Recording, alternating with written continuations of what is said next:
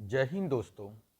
Welcome to my channel सफलता का साधन 108। मैं गौरव सागर उपस्थित हूं एडुटेरिया प्रकाशन द्वारा 15 सेट वाला सीरीज लेकर। आज हम लोग सेट नंबर 2 देखेंगे। सेट नंबर 1 का वीडियो मैंने पहले ही बना दिया है, आप चैनल में आकर देख सकते हैं।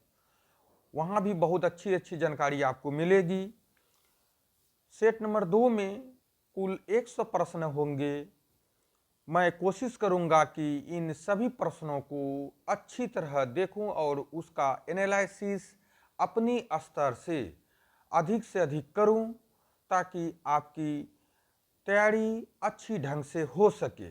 दोस्तों, समय कम बचा है। आप भी अगर चाहते हैं कि सफलता की उस मुकाम तक पहुँचें तो मेहनत तो करनी ही होगी।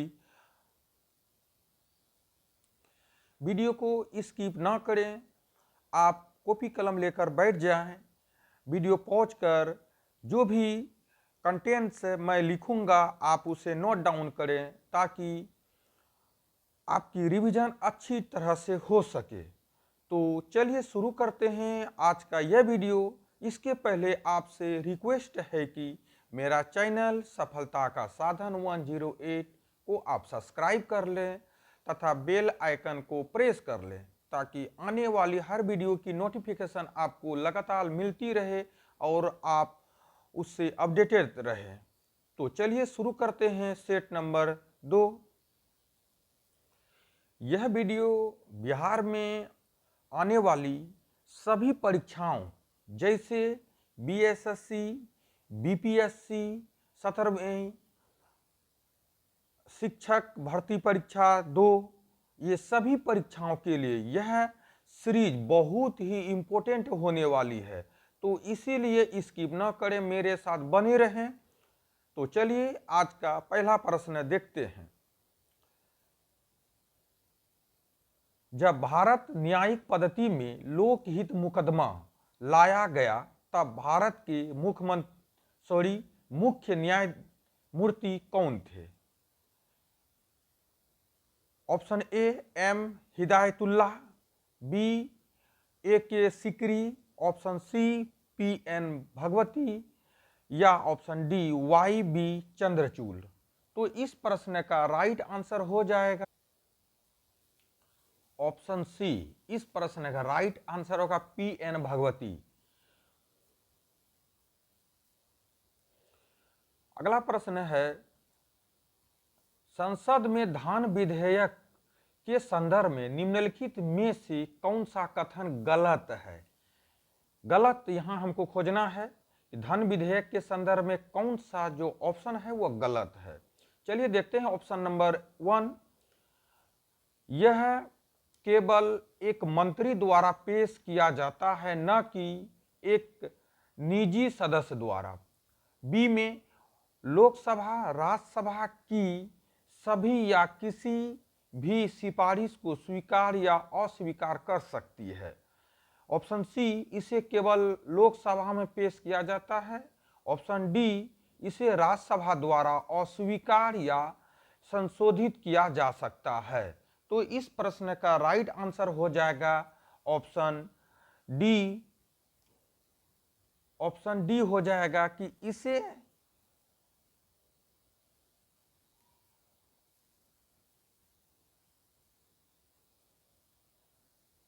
ऑप्शन डी, इसे राज्यसभा द्वारा अस्वीकार या संशोधित नहीं किया जा सकता। तो धन विधेयक के संदर्भ में यही ऑप्शन गलत है कि इसे राज्यसभा द्वारा अस्वीकार या संशोधित किया जा सकता है।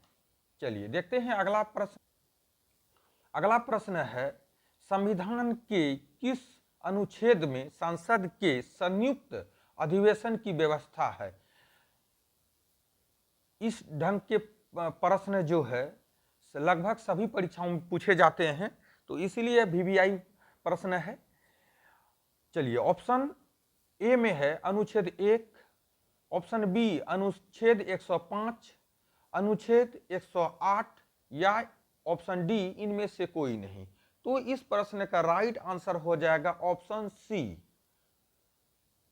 तो संविधान के अनुच्छेद 108 में संसद के संयुक्त अधिवेशन की व्यवस्था है। अनुच्छेद 108 में जो है संसद के दोनों सदनों, जैसे संयुक्त सदन भी इसको बोलते हैं हम, की व्यवस्था है। संसद के संयुक्त अधिवेशन को राष्ट्रपति बुला सकते हैं। दोनों की अध्यक्षता, यानी संयुक्त अधिवेशन की अध्यक्षता जो है वह लोकसभा स्पीकर, लोकसभा अध्यक्ष, लोकसभा अध्यक्ष करते हैं। हाँ, इसकी अध्यक्षता जो है लोकसभा अध्यक्ष के द्वारा इसकी अध्यक्षता की जाती है। तो इन्हें भी आपको याद रखना है। बुलाते हैं कौन? राष्ट्रपति, और इसकी अध्यक्षता जो है वह लोकसभा स्पीकर करते हैं। आपको कमेंट बॉक्स में बतलाना है कि वर्तमान में लोकसभा अध्यक्ष कौन है। अगला प्रश्न है, भारत के संविधान में किस पद का उल्लेख नहीं है? ऑप्शन ए लोकसभा उपाध्यक्ष, ऑप्शन बी उप प्रधानमंत्री, ऑप्शन सी राज्यसभा का उपाध्यक्ष, या ऑप्शन डी राज्य विधानसभा का उपाध्यक्ष। तो इस प्रश्न का राइट आंसर हो जाएगा ऑप्शन बी उप प्रधानमंत्री पद का जो है संविधान में कोई उल्लेख नहीं है। अगला प्रश्न है, निम्नलिखित में से कौन सा संविधान संशोधन राष्ट्रपति को किसी भी मामले को पुनः विचार के लिए मंत्रिमंडल भेजने की शक्ति प्रदान करता है? ऑप्शन ए 39वां संविधान संशोधन, ऑप्शन बी 42वां संविधान संशोधन, ऑप्शन सी 44वां संविधान संशोधन, या ऑप्शन डी 93वां संविधान संशोधन। तो इस प्रश्न का राइट आंसर हो जाएगा option C. Option C is the correct answer कि 44वां संविधान संशोधन जो है वह राष्ट्रपति को किसी भी मामले को पुनः विचार के लिए मंत्रिमंडल को भेजने की शक्ति प्रदान करता है। तो मेरा आंसर हो जाएगा ऑप्शन सी 44वां संविधान संशोधन। अगला प्रश्न है, सर्वोच्च न्यायालय के न्यायाधीश बनने के लिए न्यूनतम आयु क्या है? न्यूनतम आयु हमें बताना है। ऑप्शन ए 30 वर्ष, ऑप्शन बी 35 वर्ष, या ऑप्शन सी 45 वर्ष, ऑप्शन डी इनमें से कोई नहीं। यहां बताना है कि सर्वोच्च न्यायालय के न्यायाधीश बनने के लिए कम से कम न्यूनतम आयु क्या है। तो इस प्रश्न का राइट आंसर हो जाए ऑप्शन डी, इनमें से कोई नहीं। सर्वोच्च न्यायालय के न्यायाधीश बनने के लिए न्यूनतम आयु का निर्धारण नहीं है। हाँ, अधिकतम का है कि 65 वर्ष, अधिकतम 65 वर्ष है, न्यूनतम का निर्धारण नहीं है। अगला प्रश्न है, भारत के राष्ट्रपति अपनी शक्तियों का प्रयोग करते हैं? ऑप्शन ए मंत्रियों के द्वारा, ऑप्शन बी प्रधानमंत्री के द्वारा, ऑप्शन सी मंत्रिमंडल के द्वारा, या ऑप्शन डी सीधे अथवा अपने अधीनस्थ अधिकारियों द्वारा। तो इस प्रश्न का राइट आंसर हो जाएगा ऑप्शन डी कि अपने अधीनस्थ या सीधे अधिकारियों के द्वारा वो अपनी शक्ति का प्रयोग करते हैं राष्ट्रपति। अगला प्रश्न है, भारत में पंचायती राज प्रतिनिधित्व करता है? ऑप्शन ए शक्तियों के विकेंद्रीकरण का, ऑप्शन बी लोगों की सहभागिता का, ऑप्शन सी सामुदायिक विकास का, या ऑप्शन डी ये सभी का। तो इस प्रश्न का राइट आंसर हो जाएगा ऑप्शन डी, ये सभी का। Option D is the correct answer, ये सभी का। अगला प्रश्न है, भारत में राजनीतिक दलों का पंजीकरण निम्नलिखित प्रावधानों में से किसके अनुसार किया जाता है? ऑप्शन ए लोक प्रतिनिधि अधिनियम 1951, ऑप्शन बी लोक प्रतिनिधि अधिनियम 1950, ऑप्शन सी चुनाव आयोग अपनी बैठकों की कार्यवाही में, ऑप्शन डी भारत की संसद द्वारा। तो इस प्रश्न का राइट आंसर ऑप्शन ए हो जाएगा। ए इज द करेक्ट आंसर। लोक प्रतिनिधि अधिनियम 1951 द्वारा किया जाता है। अगला प्रश्न है, राज्य मानवाधिकार आयोग अपना वार्षिक प्रतिवेदन किसके समक्ष प्रस्तुत करता है? राज्य मानवाधिकार आयोग अपना वार्षिक प्रतिवेदन किसके समक्ष प्रस्तुत करता है? ऑप्शन ए राज्यपाल, ऑप्शन बी राज्य सरकार, ऑप्शन सी उच्च न्यायालय के मुख्य न्यायाधीश, या ऑप्शन डी राज्य के मुख्य सचिव। तो इस प्रश्न का राइट आंसर हो जाएगा ऑप्शन बी। इस प्रश्न का राइट आंसर ऑप्शन बी, राज्य सरकार। राज्य मानवाधिकार आयोग अपना वार्षिक प्रतिवेदन राज्य सरकार के समक्ष प्रस्तुत करता है। और राज्य सरकार जो है यह प्रतिवेदन विधानसभा या सदनों के समक्ष प्रस्तुत करता है। अगला प्रश्न है जो कि इतिहास से है, रॉलेट एक्ट का भारतीय राष्ट्रीय कांग्रेस ने विरोध किया क्योंकि इसका लक्ष्य था? ऑप्शन ए भारतीय राष्ट्रीय कांग्रेस को प्रतिबंधित करना, ऑप्शन बी देशद्रोह के आरोप में राष्ट्रीय नेताओं को बंदी करना, ऑप्शन सी सांप्रदायिक प्रतिनिधित्व को विस्तृत करना, या ऑप्शन डी व्यक्तिगत स्वतंत्रता को सीमित करना।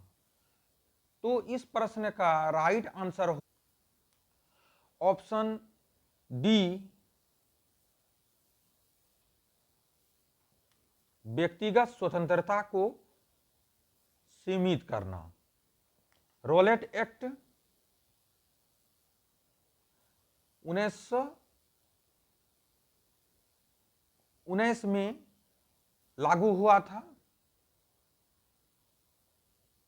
और इस एक्ट के अनुसार संदेह के आधार पर किसी भी भारतीयों को कभी भी गिरफ्तार किया जाता था। तो इसीलिए इस एक्ट को बिना वकील और बिना दलील का एक्ट भी कहा जाता है। अगला प्रश्न है,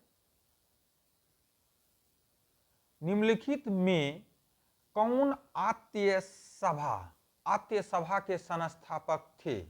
option A Raja Ram Mohan Roy, option B Swami Dayanand Saraswati, option C Swami Vivekanand, या ऑप्शन डी रविंद्रनाथ टैगोर। तो इस प्रश्न का राइट आंसर हो जाएगा ऑप्शन ए राजा राम मोहन राय, जिसे आधुनिक भारत के जनक भी कहा जाता है।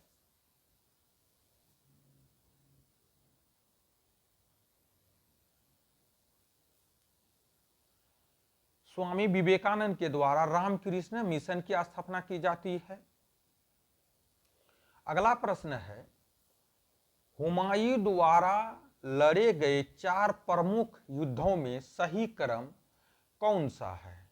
Option A Chausa, Deora, Kannauj, Sirhind, option B Deora, Kannauj, Chausa, Sirhind, option C Sirhind, Deora, Chausa, Kannauj या ऑप्शन डी देवरा, चौसा, कन्नौज, सरहिंद। तो इस प्रश्न का राइट आंसर हो जाएगा ऑप्शन डी। ऑप्शन डी इसका करेक्ट आंसर होगा। देवरा, चौसा, कन्नौज और सरहिंद, ये 4 युद्ध जो है हुमायूं के द्वारा लड़ा गया है। देवरा का युद्ध 1531 ईस्वी में, चौसा का युद्ध 1539 ईस्वी में, कन्नौज का युद्ध 1540 ईस्वी में और सरहिंद का युद्ध 1555 ईस्वी में हुमायूं के द्वारा जो है ये चारों युद्ध जो है लड़ा गया था। अगला प्रश्न है, मालावार में मोपला विद्रोह जो कि 1921 ईस्वी में लड़ा गया था, किसका परिणाम था?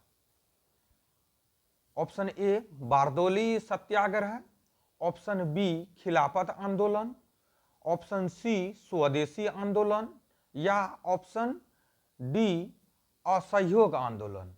तो इस प्रश्न का राइट आंसर हो जाएगा ऑप्शन बी खिलाफत आंदोलन। इसका राइट आंसर हो जाएगा खिलाफत आंदोलन। अगला प्रश्न है, किसने कहा था आजादी हमारी पहुंच के अंतर्गत है? यह जो है वाक्य किसका है? आजादी हमारी पहुंच के अंतर्गत है, हमें इसे कसकर पकड़ना चाहिए।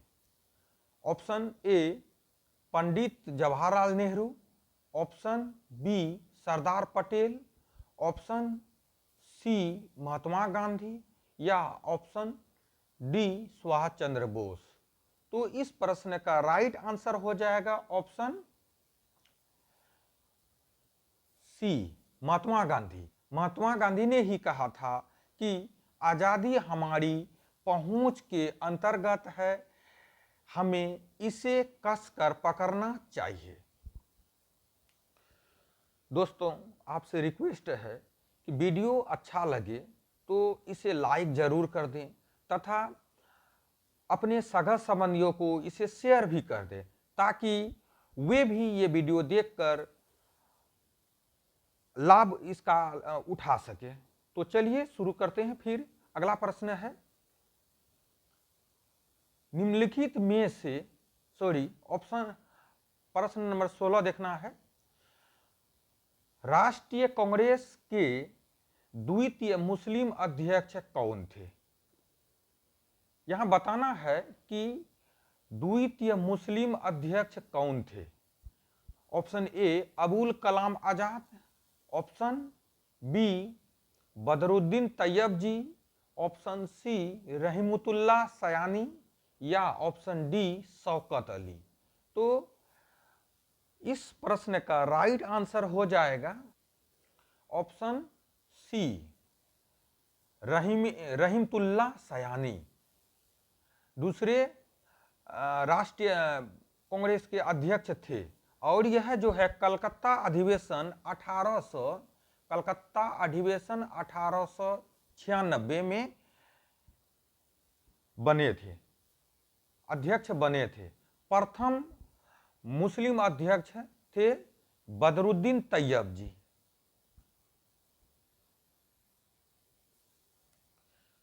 अगला प्रश्न है, निम्नलिखित में से किस एक पुरास्थल से पाषाण संस्कृति से लेकर हड़प्पा सभ्यता तक के सांस्कृतिक अवशेष प्राप्त हुए हैं?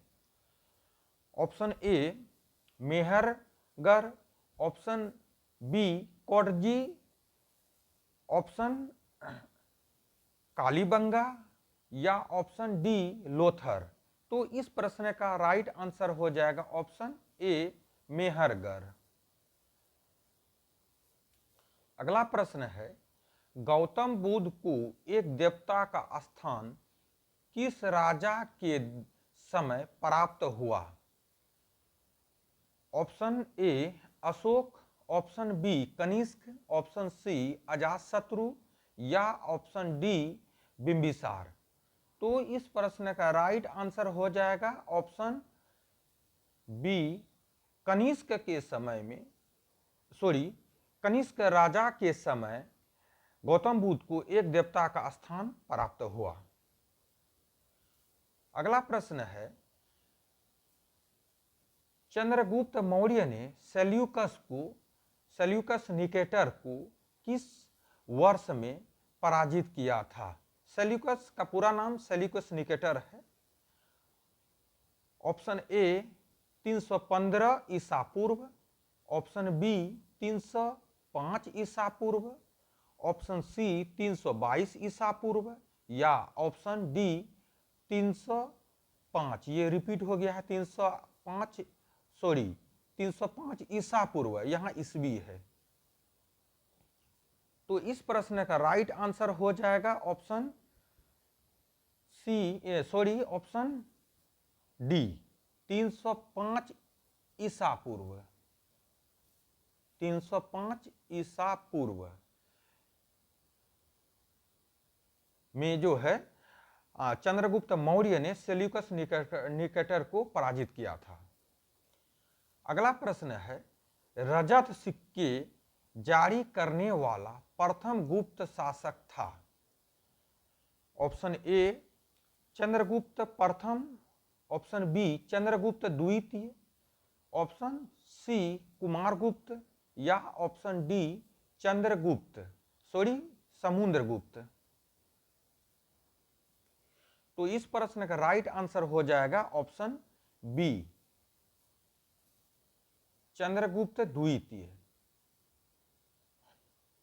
रजत सिक्के यानी कि चांदी के सिक्के जारी करने वाला प्रथम गुप्त शासक चंद्रगुप्त द्वितीय था। अगला प्रश्न है, निम्नलिखित में से कौन सा सुल्तान अपने फरमान में सरदार या अमीरों को मनसदे आली के नाम से संबोधित करता था? Option A Qutubuddin Aibak, option B Balban, option C Alauddin Khilji या ऑप्शन डी बहलोल लोदी। तो इस प्रश्न का राइट आंसर हो जाएगा ऑप्शन डी बहलोल लोदी ने अपने फरमान में सरदार या अमीरों को मसनदे आली के नाम से संबोधित करता था। दोस्तों, बोलने में कहीं त्रुटि आ जाती है तो मैं क्षमा चाहता हूं और मैं प्रयास करता हूं कि और अच्छी ढंग से प्रस्तुति करूं। बहलोल लोदी लोदी वंश का संस्थापक भी थे। लोदी वंश का संस्थापक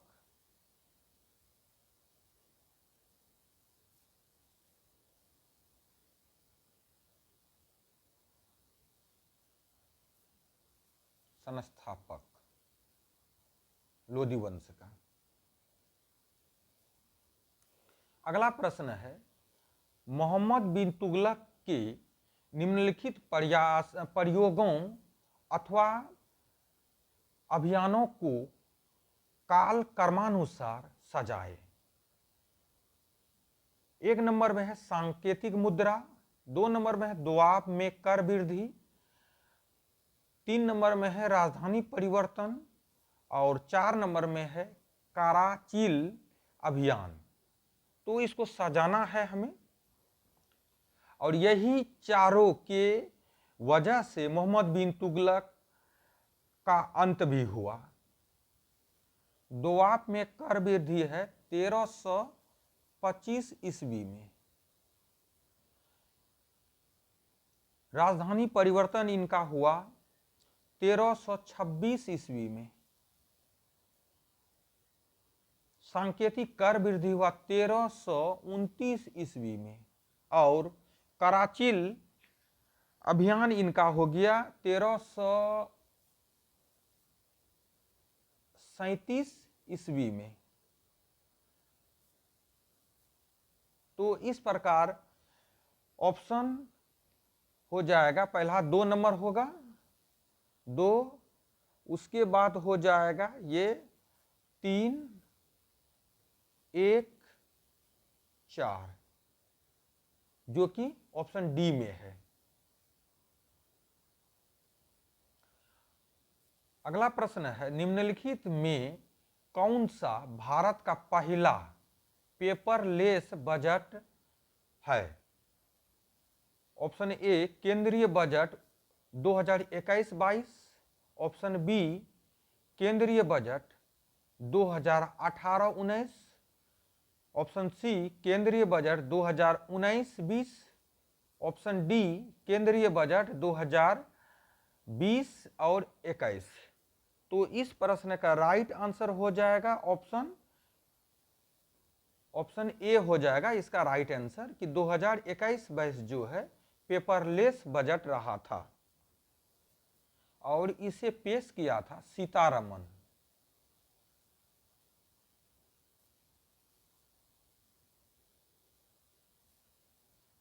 जो कि वर्तमान में वित्त मंत्री भी है भारत का।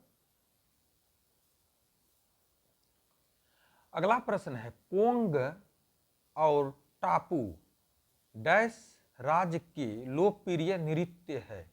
लोकप्रिय नृत्य पोंग और टापू कहाँ का है, कौन से राज्य का है?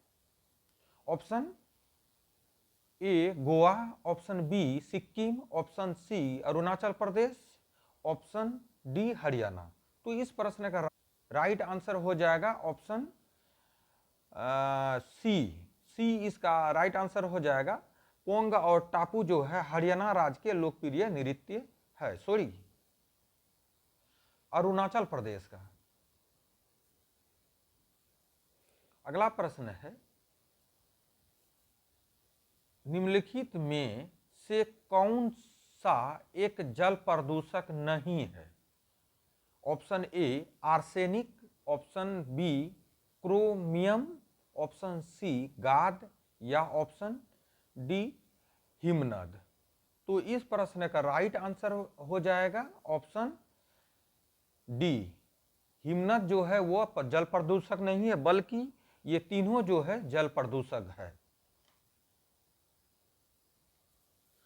अगला प्रश्न है, निम्नलिखित युग्मों में से कौन सा एक सही सुमेलित नहीं है?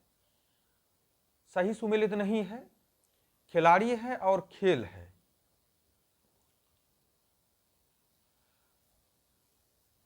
Option A Sanya Richards hockey, option B Paul Pogba football, option C Pamela Jelimo भारोत्तोलन, option D Kieron Pollard cricket. तो यहां जो है सुमेलित नहीं है उसे ढूंढना है। ऑप्शन सी हो जाएगा पामेला जेलिमो भारोत्तोलन से नहीं है। यह जो है एक धावक है, रनर। यह भारोत्तोलन से नहीं है, बल्कि यह धावक से है, यह धावक से है। अगला प्रश्न है, निम्नलिखित में से किस विद्वान ने मानव विकास की अवधारणा की शुरुआत की? Option A professor Amartya Sen, option B Ellen C Semple, option C doctor Mahbub ul हक, ऑप्शन डी इनमें से कोई नहीं। तो इस प्रश्न का राइट आंसर हो जाए ऑप्शन सी हो जाएगा डॉक्टर महबूब हक, जो कि पाकिस्तान के एक प्रसिद्ध विद्वान थे। इन्होंने 1990 में यह सूचकांक जारी किया था, मानव विकास सूचकांक।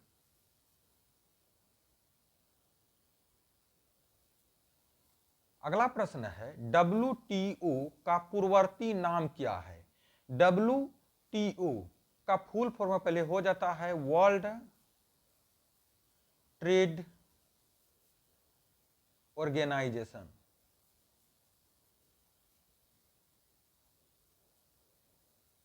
ऑर्गेनाइजेशन,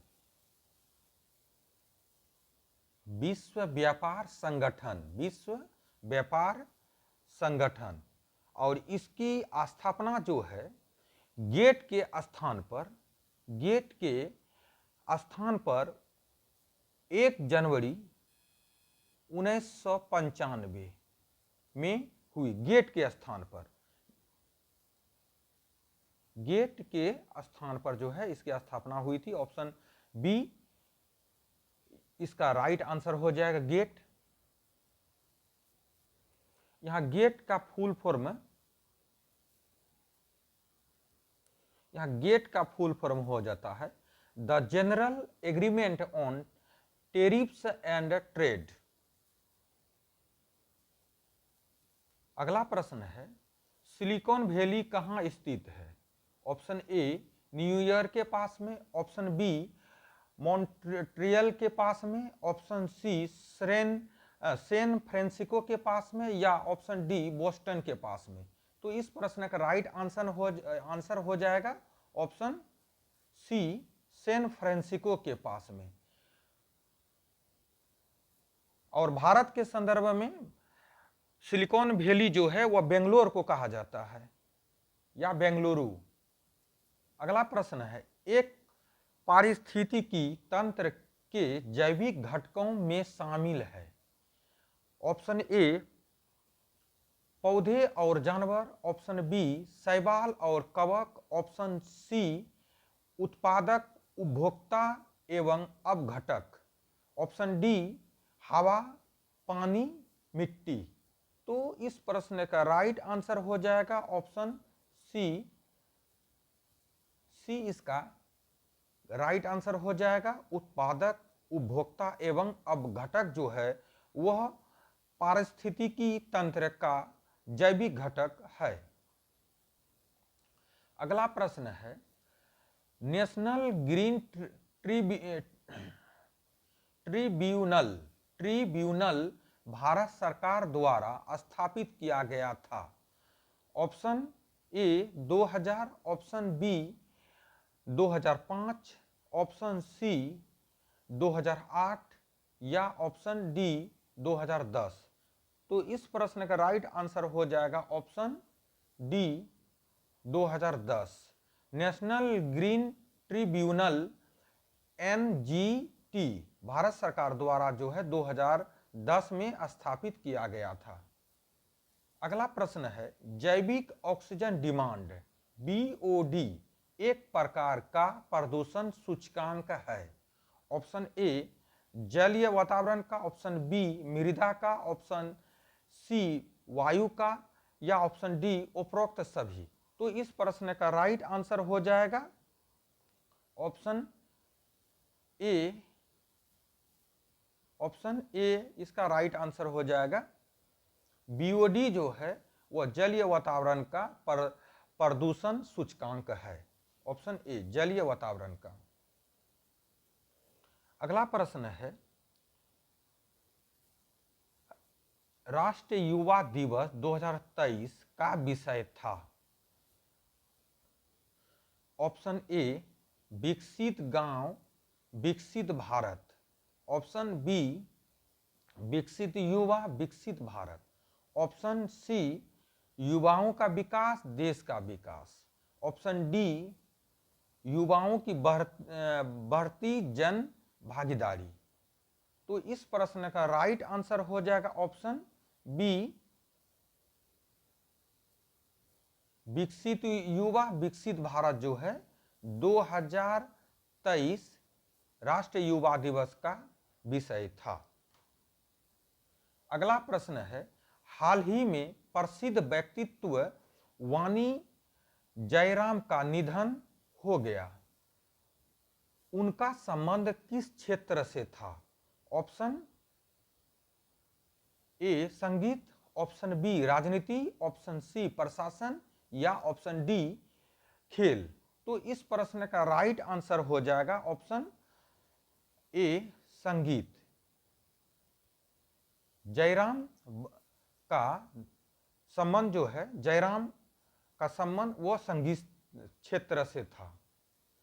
अगला प्रश्न है 74वां गणतंत्र दिवस की झांकी में किस राज्य की झांकी को प्रथम स्थान दिया गया? 74वां गणतंत्र दिवस की झांकी में किस राज्य की झांकी को प्रथम स्थान दिया गया? Option A Assam, option B Uttar Pradesh, option C Uttarakhand या ऑप्शन डी गोवा। तो इस प्रश्न का राइट आंसर हो जाएगा ऑप्शन सी उत्तराखंड। उत्तराखंड की झांकी को प्रथम स्थान दिया गया था। इस झांकी में उत्तर प्रदेश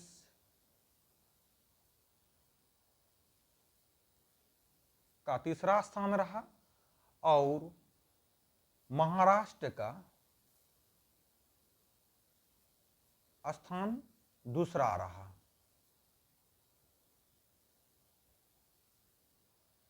और उत्तराखंड जो है पहला रहा। अगला प्रश्न है दादा साहब फाल्के अंतर्राष्ट्रीय पुरस्कार हेतु किस फिल्म को बेस्ट फिल्म के लिए चुना गया? Option A Rudra, option B RRR, option C the Kashmir file या ऑप्शन डी ए और बी दोनों। तो इस प्रश्न का राइट आंसर हो जाएगा option C the Kashmir file. और RRR को फिल्म ऑफ द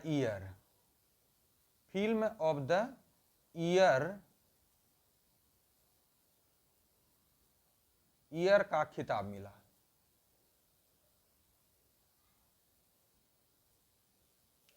अगला प्रश्न है भारतीय वायुसेना के नए उप प्रमुख कौन बने? Option A Suchindra Kumar, option B Amarpreet Singh, option C Hari Kumar या ऑप्शन डी SN प्रधान। तो इस प्रश्न का राइट आंसर हो जाएगा ऑप्शन बी अमरप्रीत सिंह। अगला प्रश्न है आर्थिक सर्वेक्षण 2023 के अनुसार नारियल उत्पादन में किस राज्य का प्रथम स्थान है? Option A Tamil Nadu, option B Kerala, option C Goa या option D Kerala, option B Karnataka, option B Karnataka, option C Kerala.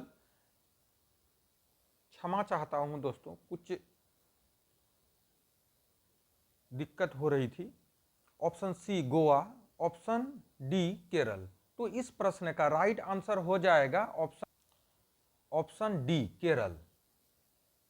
नारियल उत्पादन में केरल राज्य का प्रथम स्थान है 2023 के आर्थिक सर्वेक्षण के अनुसार। अगला प्रश्न है 17वां वन स्थिति रिपोर्ट 2021 के अनुसार भारत के कितने राज्यों अथवा केंद्र शासित प्रदेशों ने 33% भूभाग पर वनावरण लक्ष्य को प्राप्त किया है? Option A 17, option B 20, option C 22, option D 24। तो इस प्रश्न का राइट आंसर हो जाएगा ऑप्शन ए 17 राज्य अथवा केंद्र शासित प्रदेशों ने 33% भूभाग पर वनावरण लक्ष्य को प्राप्त किया है। अगला प्रश्न है पहली बार BCCI द्वारा आयोजित महिला प्रीमियर लीग 2023 में कुल कितनी टीम भाग लेंगी? इसका राइट आंसर हो जाएगा ऑप्शन ए, 5 टीमें भाग ली है और महिला प्रीमियर लीग 4 से 26 मार्च 2023 को हुआ था। अगला प्रश्न है, नवोदित लेखकों को प्रोत्साहित करने के उद्देश्य से भारत सरकार ने किस योजना की शुरुआत की है? ऑप्शन ए युवा 2.0, ऑप्शन बी मार्गदर्शक, ऑप्शन सी प्रोत्साहन या ऑप्शन डी इनमें से कोई नहीं। तो इस प्रश्न का राइट आंसर हो जाएगा ऑप्शन ए युवा 2.0। तो नवोदित लेखकों को प्रोत्साहित करने के उद्देश्य से भारत सरकार ने युवा 2.0 योजना की शुरुआत की है। अगला प्रश्न है, ब्रिटेन के प्रधानमंत्री ऋषि सुनक का संबंध भारत के किस राज्य से है? Option A Punjab, option B Goa, option C Uttar Pradesh या option D Goa. Option A Punjab, option B Rajasthan या option C Uttar Pradesh, option D Goa. तो इस प्रश्न का राइट आंसर हो जाएगा option A Punjab. Option A Punjab. Rishi Sunak का भारतीय मूल के ब्रिटिश प्रधानमंत्री ऋषि सुनक का संबंध पंजाब से है। अगला प्रश्न है, पुरुष T20 वर्ल्ड कप का आयोजन 2026 में कहां किया जाएगा? Option A Bharat, option B Sri Lanka, option C Bangladesh या ऑप्शन डी ए तथा बी दोनों। तो इस प्रश्न का राइट आंसर हो जाएगा ऑप्शन डी भारत और श्रीलंका संयुक्त रूप से पुरुष T20 वर्ल्ड कप का आयोजन करेंगे 2026 में। अगला प्रश्न है, राष्ट्रमंडल खेल 2022 में स्वर्ण पदक जीतने वाले सुधीर लाट का संबंध किस खेल से है? Option A kabaddi, option B भारोत्तोलन, ऑप्शन सी कुश्ती या ऑप्शन डी बॉक्सिंग। तो इस प्रश्न का राइट आंसर हो जाएगा ऑप्शन बी भारोत्तोलन। सुधीर लाट का संबंध वो भारोत्तोलन से है। अगला प्रश्न है, बजट 2023 के अनुसार प्राथमिक घाटा जीडीपी का कितना प्रतिशत है? Option A 2.2%, option B 2.3%, option C 3.8% या ऑप्शन डी 4.2%। तो इस प्रश्न का राइट आंसर हो जाएगा ऑप्शन बी 2.3% जो है जीडीपी का प्राथमिक घाटा जीडीपी का है। अगला प्रश्न है, सिक्किम का नया राज्यपाल किसे नियुक्त किया गया है? Option A Laxman Prasad Acharya, option B C P Radhakrishnan, option C Prasad Shukla या ऑप्शन डी गुलाब चंद कटारिया। तो इस प्रश्न का राइट आंसर हो जाएगा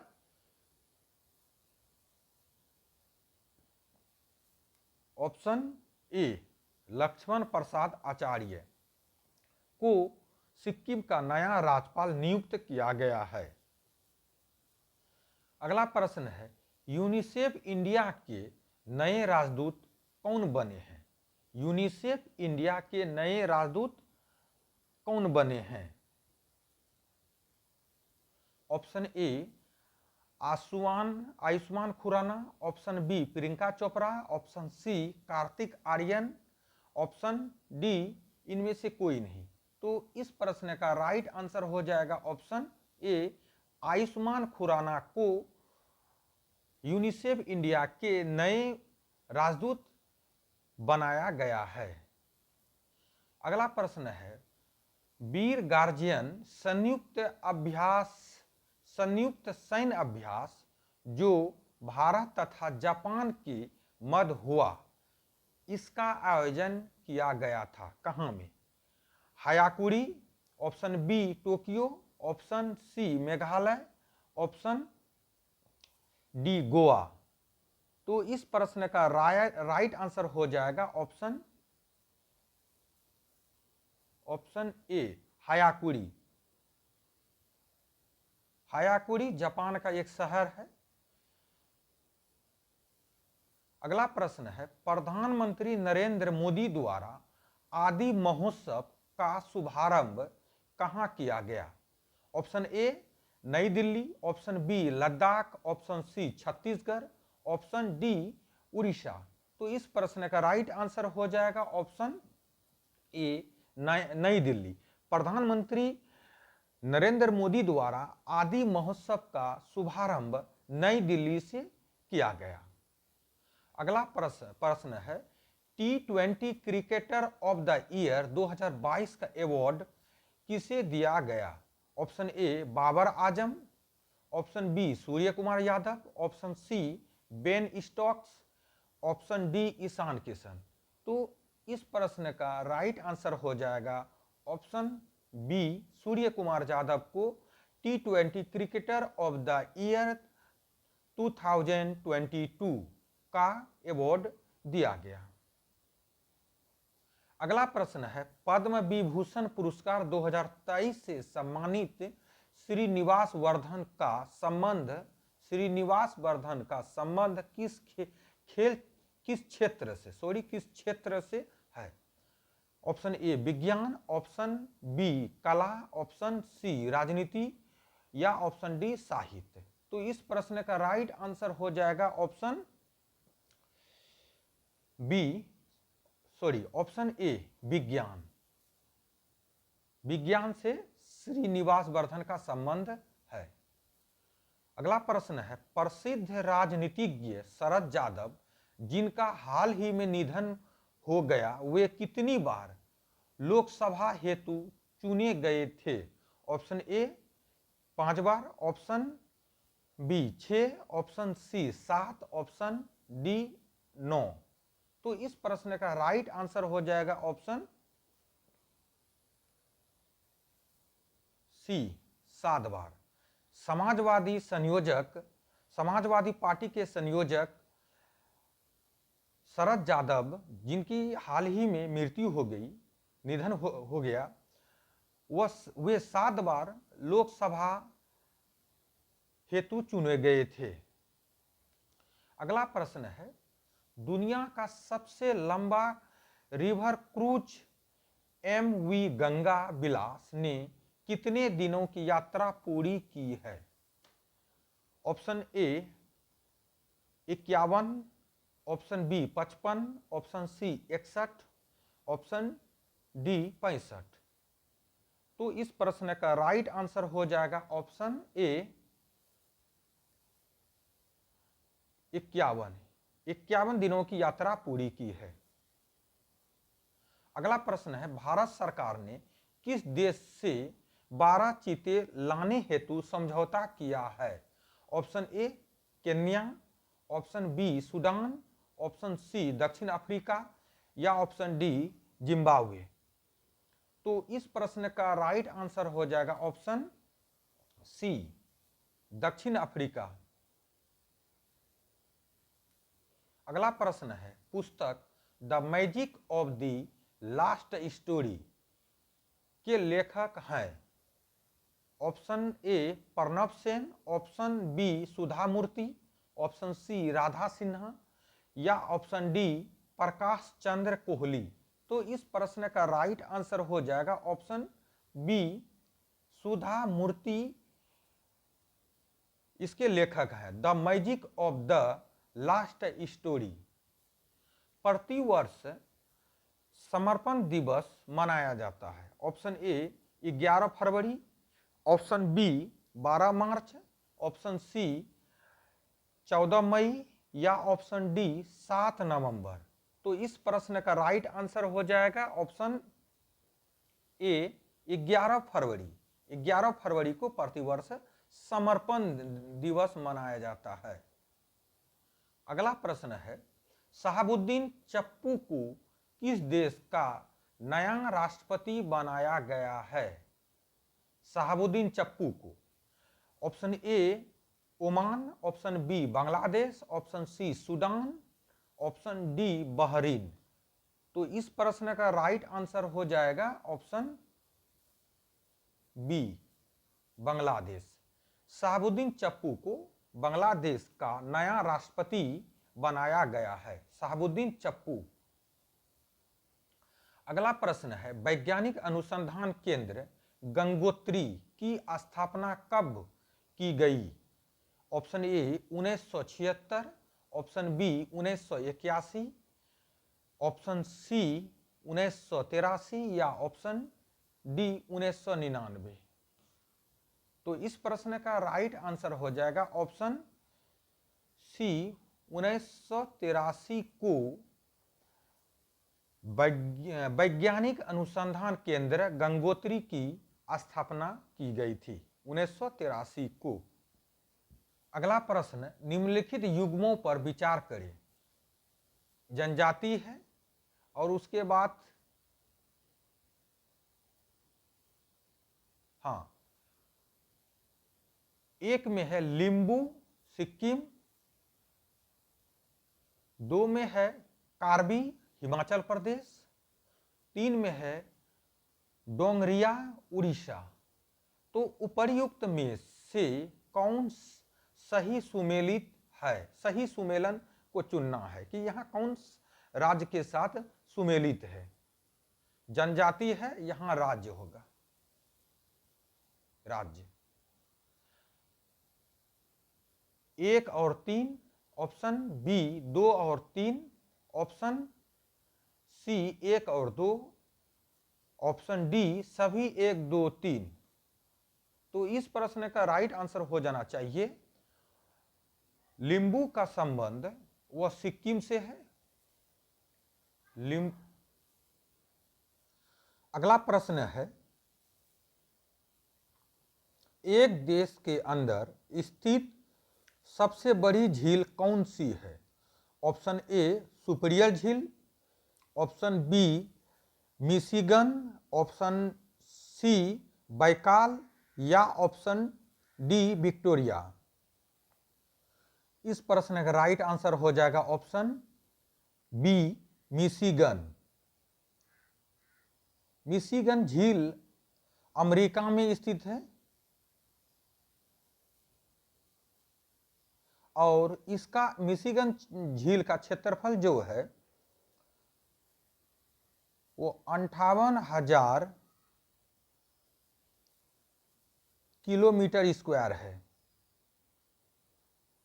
और यह जो है मिशिगन किसी देश में, एक देश में स्थित सबसे बड़ा झील है, जो कि किस देश में है? अमेरिका में है। और इसका क्षेत्रफल जो है 58,000 वर्ग किलोमीटर है।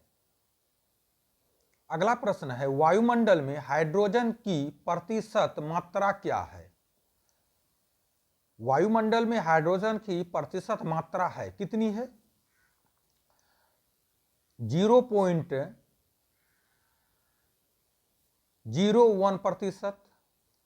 1.3%,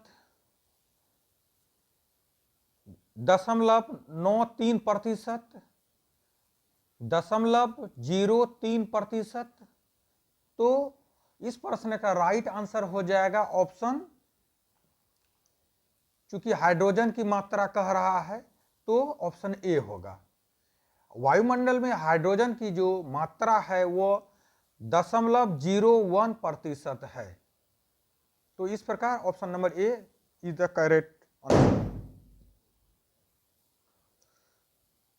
अगला प्रश्न है, निम्नलिखित में से कौन सी जलधारा गर्म जलधारा का उदाहरण नहीं है?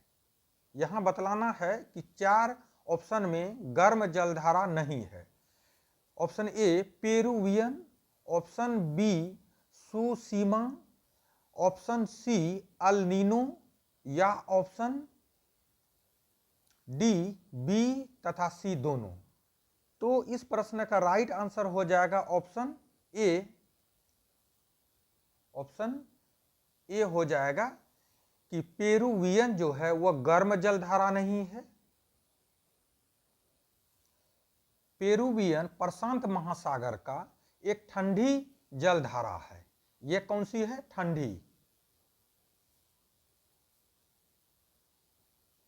ठंडी जलधारा है प्रशांत महासागर का। आपको महासागर का भी नाम याद रखना है, प्रशांत महासागर।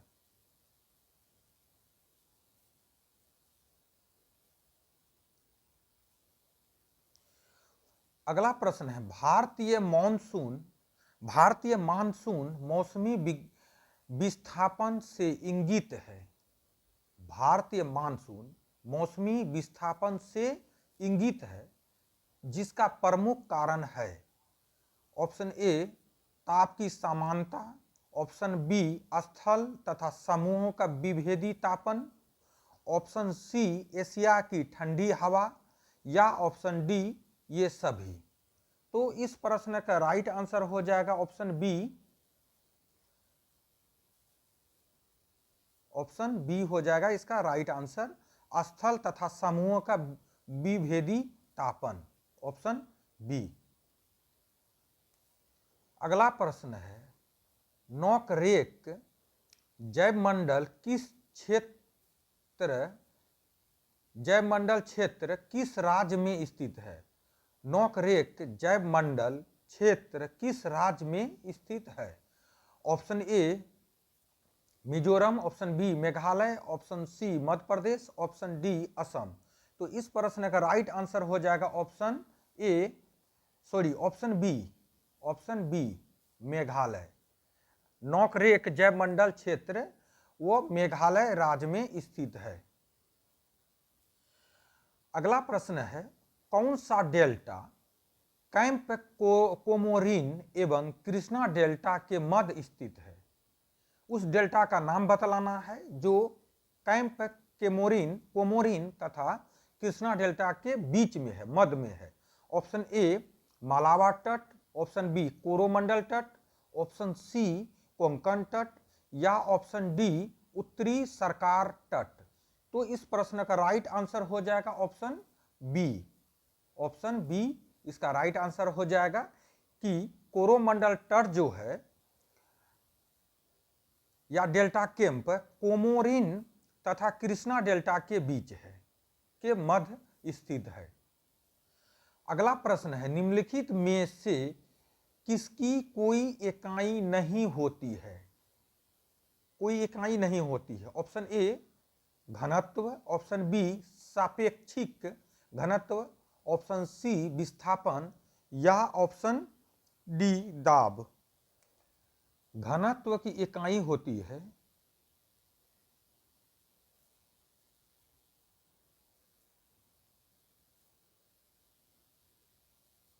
केजी प्रति मीटर क्यूब।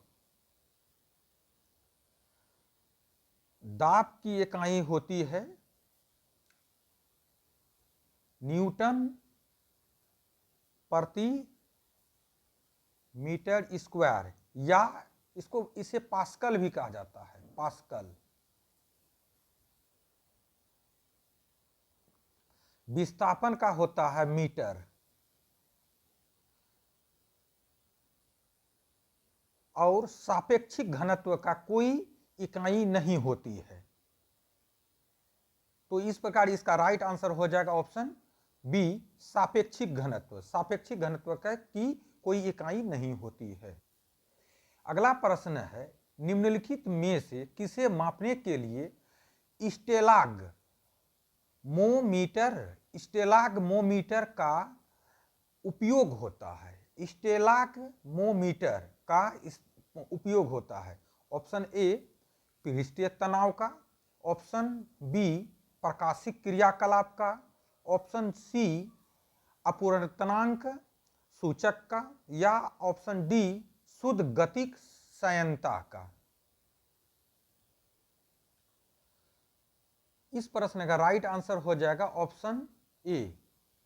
स्टेलाग्मोमीटर का उपयोग पृष्ठ तनाव को मापने के लिए किया जाता है, बाकी का मात्रक नहीं होता है। अगला प्रश्न है, यदि किसी वस्तु वृत्ताकार पथ में घुमाई जाती है तो उस पर किया गया कार्य होता है। ऑप्शन ए शून्य, ऑप्शन बी ऋणात्मक, ऑप्शन सी धनात्मक, ऑप्शन डी निर्धारित नहीं किया जा सकता है। तो इस प्रश्न का राइट आंसर हो जाएगा कि शून्य, ऑप्शन ए। यदि किसी वस्तु वृत्ताकार पथ में घुमाई जाती है तो उस पर किया गया कार्य जो है वह शून्य हो जाता है। अगला प्रश्न है, ऊर्जा के संबंध में निम्नलिखित में से कौन सा कथन सत्य नहीं है? हमको असत्य चुनना है। ऊर्जा के संदर्भ में ऊर्जा भौतिक पदार्थ नहीं है। ऑप्शन बी ऊर्जा किसी कार्य को करने की क्षमता की माप है। ऑप्शन सी ऊर्जा को कई रूपों में संग्रहित किया और मापा जा सकता है। ऑप्शन डी रूपांतरण के दौरान निर्गत ऊर्जा निर्वात में जाती है। तो इस प्रश्न का राइट आंसर हो जाएगा ऑप्शन डी। ऑप्शन डी रूपांतरण के दौरान निर्गत ऊर्जा निर्वात में जाती है। तो यही सही नहीं है, बाकी ये तीनों सही है। अगला प्रश्न है, एक पत्थर किसी स्प्रिंग तुला पर बंधा हुआ है। निम्नलिखित स्थितियों में से कौन सी स्प्रिंग तुला के रीडिंग में सबसे कम भारी दिखाएगी? ऑप्शन ए जब वह पत्थर हवा में लटका हुआ हो। ऑप्शन बी जब वह पत्थर किसी बीकर के लिए पानी के सतह पर हो। ऑप्शन सी जब वह पत्थर किसी बीकर के लिए पानी में पूरी तरह से निमज्जित हो। ऑप्शन डी जब वह पत्थर किसी बीकर के लिए पानी में आंशिक रूप से निमज्जित हो। तो इस प्रश्न का राइट आंसर हो जाएगा ऑप्शन सी जब वह पत्थर किसी बीकर के लिए पानी में पूरी तरह से निमज्जित हो, तब उसका रीडिंग जो है भार सबसे कम दिखाएगी। अगला प्रश्न है, बोरोसिलिकेट ग्लास बर्तन का माइक्रोवेव ओवन में प्रयोग किया जाता है क्योंकि ऑप्शन ए यह भंगुर नहीं है। ऑप्शन बी यह अत्यधिक उष्मारोधी प्रतिरोधी है।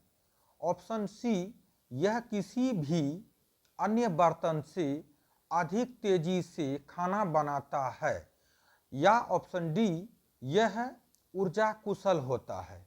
तो इस प्रश्न का राइट आंसर हो जाएगा ऑप्शन बी हो जाएगा।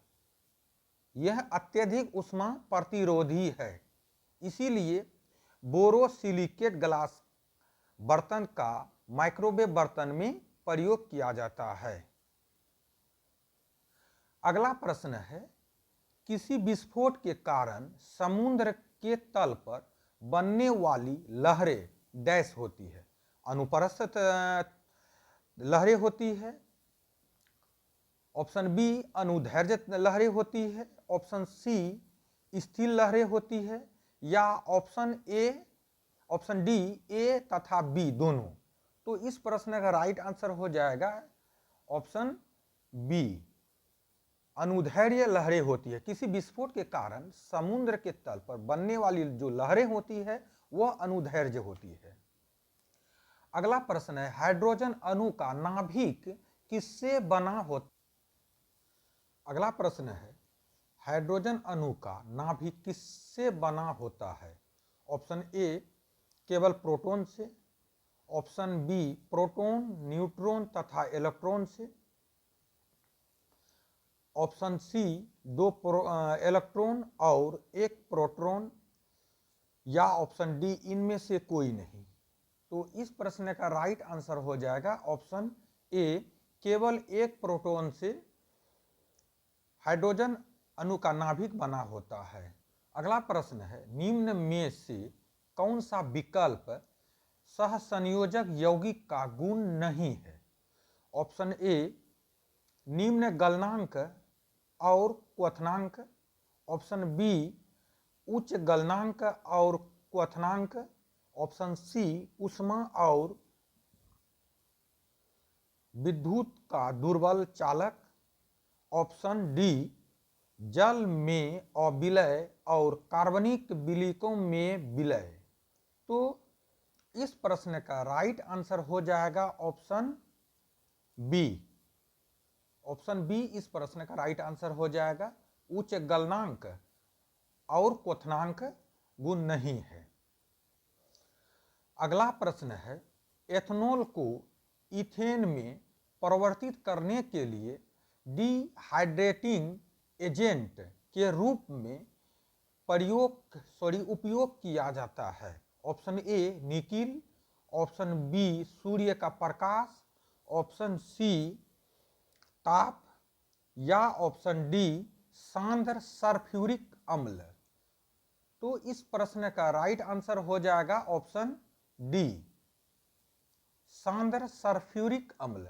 एथेनॉल को इथेन में परिवर्तित करने के लिए डिहाइड्रेटिंग एजेंट के रूप में सांद्र सल्फ्यूरिक अम्ल का उपयोग किया जाता है।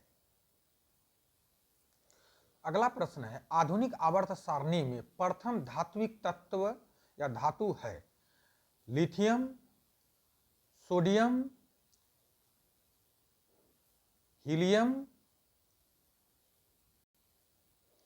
D hydrogen. तो इस प्रश्न का राइट आंसर हो जाएगा कि आधुनिक आवर्त सारणी में प्रथम धात्विक तत्व वो लिथियम है, जिसे Li से डिनोट किया जाता है, लिथियम। सोडियम को Na से और हीलियम को He से। अगला प्रश्न है, उदासीन गैसीय परमाणु के बाह्यतम कक्षा या कोश से एक इलेक्ट्रॉन को हटाने के लिए निम्न में से किसकी आवश्यकता होती है? ऑप्शन ए, आयनन ऊर्जा। ऑप्शन बी, वियोजन ऊर्जा। ऑप्शन सी, इलेक्ट्रॉन बंधुता। या ऑप्शन डी, विद्युत ऋणात्मकता। तो इस प्रश्न का राइट आंसर हो जाएगा ऑप्शन ए हो जाएगा, आयनन ऊर्जा। अगला प्रश्न है, निम्न में से प्रति अम्ल के संघटक के रूप में किसका प्रयोग किया जाता है? ऑप्शन ए, साधारण नमक का। ऑप्शन बी, कैल्शियम सल्फेट का। Option C, sodium hydrogen carbonate का। या ऑप्शन डी, सोडियम कार्बोनेट का। तो इस प्रश्न का राइट आंसर हो जाएगा ऑप्शन सी हो जाएगा, sodium carbonate, sodium hydrogen carbonate. यानी कि इसको कह सकते हैं NaHCO3, सोडियम हाइड्रोजन कार्बोनेट। साधारण नमक का रासायनिक सूत्र हो गया NaCl। कैल्शियम सल्फेट का हो जाएगा CaSO4 और सोडियम कार्बोनेट का हो जाएगा NaCO3। अगला प्रश्न है, जब सिल्वर ब्रोमाइड को सूर्य की रोशनी में रखा जाता है तब कौन सी गैस बनती है? Option A sulphide gas, option B iodine gas, option C chlorine gas या ऑप्शन डी ब्रोमीन गैस। तो इस प्रश्न का राइट आंसर हो जाएगा ऑप्शन डी। जब सिल्वर ब्रोमाइड को सूर्य की रोशनी में रखा जाता है तब ब्रोमीन गैस बनती है। उस प्रक्रिया को क्या कहते हैं जिसके द्वारा कोई धातु अपने आसपास उपस्थित नमी, एसिड इत्यादि द्वारा प्रभावित होती है? ऑप्शन ए उपचयन, option B oxygen, option C संरक्षण, ऑप्शन डी अम्ल वर्षा। तो इस प्रश्न का राइट आंसर हो जाएगा ऑप्शन सी संचारण। अगला प्रश्न है, निम्नलिखित में से कौन सा शब्द पशु व्यवहार के लिए जैविक अध्ययन का सबसे अच्छा वर्णन करता है? Option A ethology, option B ethnology, option C etiology या ऑप्शन डी एंटीमोलॉजी। तो इस प्रश्न का राइट आंसर हो जाएगा ऑप्शन ए इथोलॉजी। अगला प्रश्न है, किस कोशिकांग को कोशिका का मास्टर कहा जाता है? ऑप्शन ए नाभिक, option B mitochondria, option C nucleolus, option D endoplasmic reticulum. तो इस प्रश्न का राइट आंसर हो जाएगा ऑप्शन ए नाभिक। नाभिक कोशिकांग को कोशिका का मास्टर कहा जाता है, ऑप्शन ए। अगला प्रश्न, निम्नलिखित में से कौन सा अस्थायी उत्तक एक पौधे को कठोर और मजबूत बनाता है? Option A collenchyma, option B parenchyma, option C aerenchyma या ऑप्शन डी इसरेलेके काइमा। तो इस प्रश्न का राइट आंसर हो जाएगा ऑप्शन डी इस रेलेन काइमा, ऑप्शन डी। अगला प्रश्न है, निम्नलिखित में से कौन सा दूध का प्रोटीन है? Option A rennin, option B casein, option C glycine या ऑप्शन डी ग्लेक्टोज। तो इस प्रश्न का राइट आंसर हो जाएगा option B, option B casein. Casein जो है दूध का प्रोटीन। अगला प्रश्न है, जिन अंगों की मूल संरचना भिन्न होती है लेकिन देखने में एक जैसे होते हैं और उनके कार्य भी समान होते हैं, उन्हें क्या कहा जाता है? ऑप्शन ए जीवाश्म, ऑप्शन बी समजात अंग, ऑप्शन सी समरूप अंग या ऑप्शन डी विषम जातीय। तो इस प्रश्न का राइट आंसर हो जाएगा ऑप्शन सी समरूप अंग हो जाएगा। अगला प्रश्न है, निम्नलिखित में से कौन एक अंतःपरजीवी का उदाहरण है? ऑप्शन ए फीताकृमि, ऑप्शन बी शरीर के जूं, ऑप्शन सी सर के जूं या ऑप्शन डी किलनी। तो इस प्रश्न का राइट आंसर हो जाएगा ऑप्शन ए फीताकृमि जो है एक अंतःपरजीवी का उदाहरण है, बाकी ये तीनों बाहरी है। अगला प्रश्न है, ऑक्टोपस के खून का रंग कैसा होता है? ऑप्शन ए सफेद, ऑप्शन बी लाल, ऑप्शन सी नीला, ऑप्शन डी काला। तो ऑक्टोपस के खून का रंग वह नीला होता है, ऑप्शन सी राइट आंसर।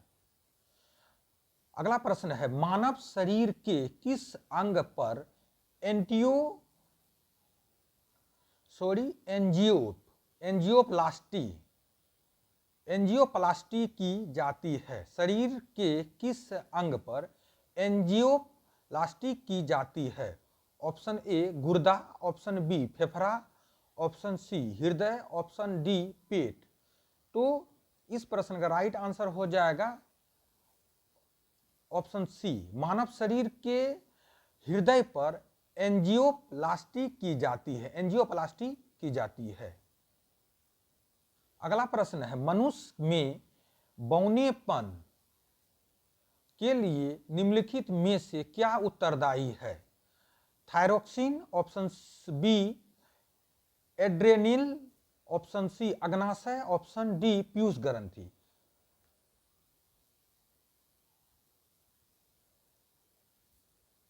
मनुष्यों में बौनेपन के लिए पीयूष ग्रंथि उत्तरदायी है, पीयूष ग्रंथि, ऑप्शन डी। अगला प्रश्न है, निम्न में से किस रोग से पीड़ित रोगी भी नेत्रदान कर सकता है?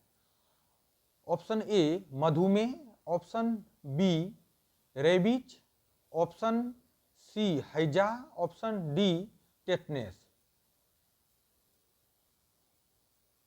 तो मधुमेह रोग से पीड़ित रोगी भी नेत्रदान कर सकता है। तो इस प्रश्न राइट आंसर ए हो जाएगा कि मधुमेह की जो रोगी होते हैं वह भी नेत्रदान अपना कर सकते हैं। अगला प्रश्न है, निम्नलिखित में से कौन सा पदार्थ तंबाकू में मौजूद होता है? Option A caffeine, option B morphine, option C nicotine, option D hashish. तो तंबा में निकोटीन मौजूद होता है, ऑप्शन सी राइट आंसर। अगला प्रश्न है, निम्न में से लघु उद्योगों की क्या समस्या है? ऑप्शन ए पूंजी का अभाव, ऑप्शन बी विपणन की जानकारी का अभाव, ऑप्शन सी कच्चे माल का अभाव, या ऑप्शन डी उपरोक्त सभी।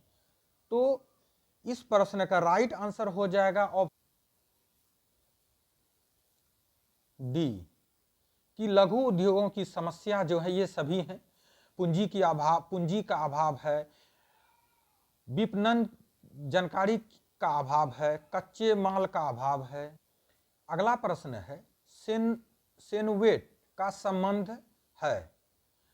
ऑप्शन ए सीमा शुल्क से, ऑप्शन बी मूल्य वर्धित कर से, ऑप्शन सी केंद्रीय उत्पाद शुल्क से, या ऑप्शन डी केंद्रीय बिक्री कर से।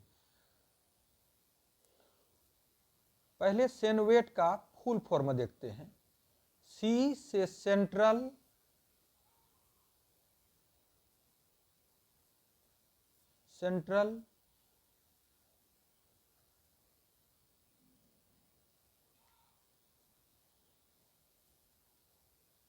V से वैल्यू, A से एडेड और T से टेक्स्ट।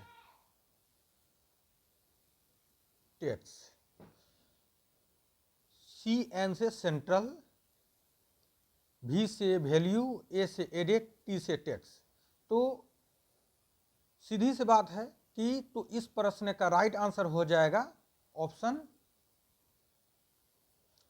सी, ऑप्शन सी केंद्रीय उत्पाद शुल्क से।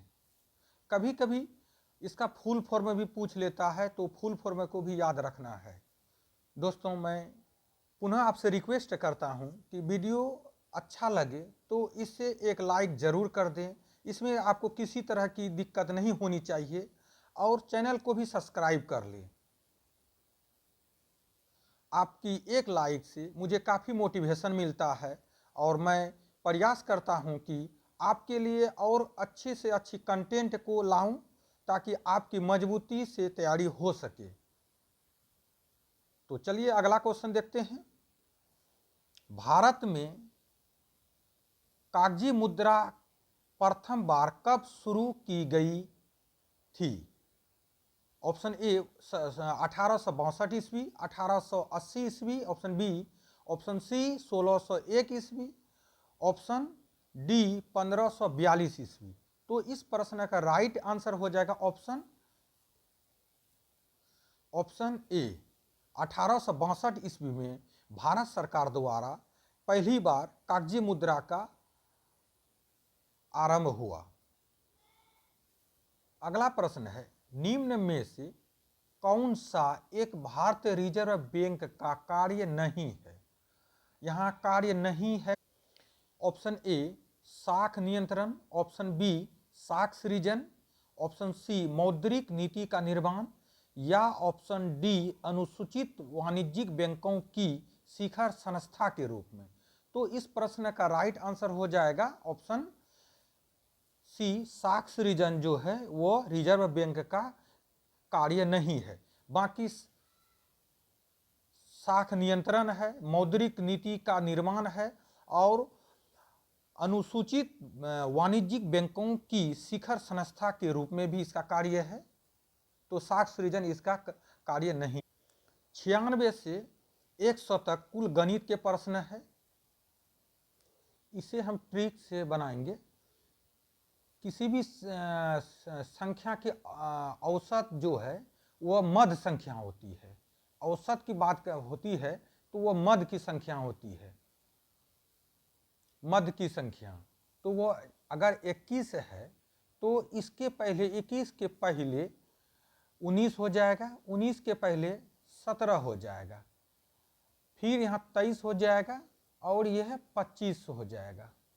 तो इस प्रकार यहाँ जो है 21 मध्य की संख्या है, तो सबसे बड़ी संख्या के बाद अगर होती है तो 25 हो जाएगा और सबसे छोटी 17। तो इस प्रकार हमारा आंसर हो जाएगा ऑप्शन बी। बी जो है इसका करेक्ट आंसर होगा। यहां अगला प्रश्न है, राम को एक परीक्षा में उत्तीर्ण होने के लिए 36% अंक प्राप्त करने थे। उसने 24% अंक प्राप्त किए तथा 9 अंकों से अनुत्तीर्ण रहा। तो परीक्षा का पूर्णांक ज्ञात करना है, ज्ञात करें। तो चलिए देखते हैं। उत्तीर्ण होने के लिए 36 लाना था लेकिन लाया 24, तो कितना अनुत्तीर्ण हुआ? अनुत्तीर्ण बराबर हो जाएगा यहाँ 36 घटा 24%। तो यहाँ हो जाता है 12%। 12% से वह अनुत्तीर्ण हो गया। तो मान लेते हैं कि पूर्णांक x है, परीक्षा का पूर्णांक x है। x का यहाँ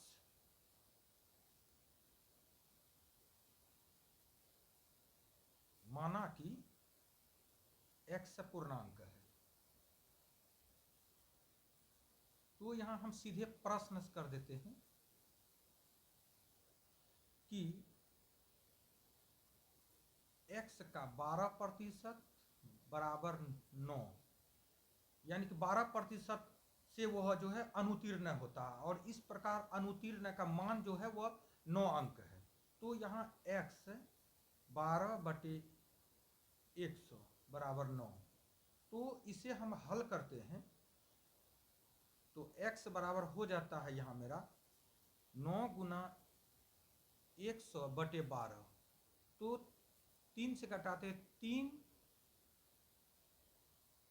4 से कटाते 4 तिया 12, 4 25 100, 3 तिया 9, तो 25 तिया 75, तो 75। तो इस प्रकार इसका राइट आंसर हो जाएगा ऑप्शन हो जाएगा बी 75।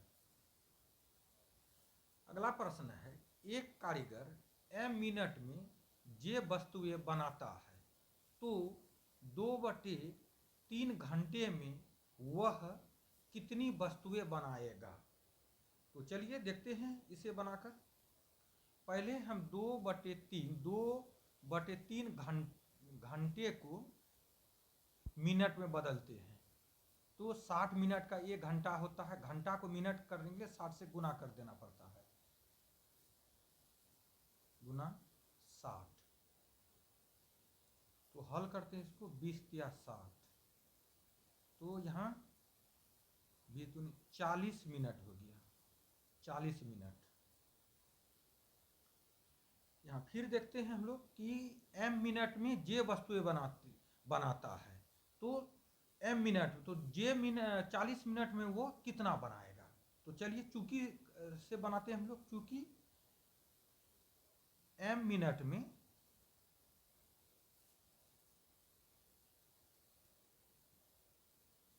जे वस्तुएं हैं,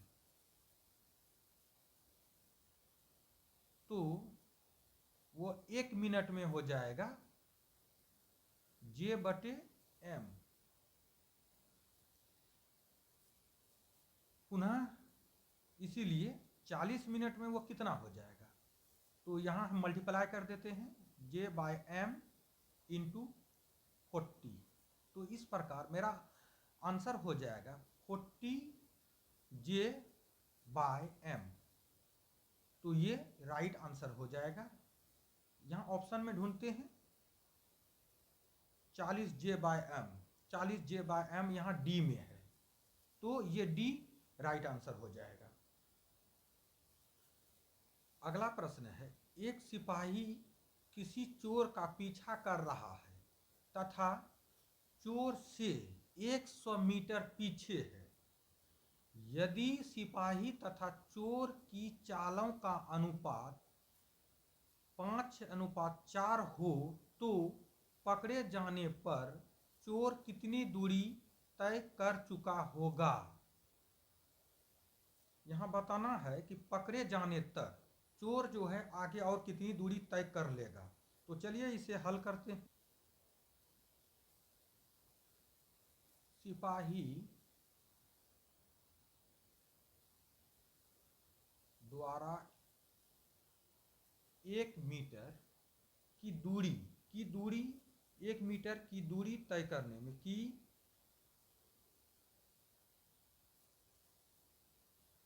दूरी का अंतराल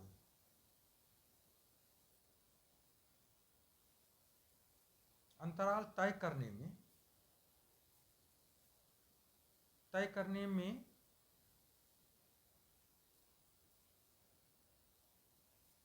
अंतराल को तय करने में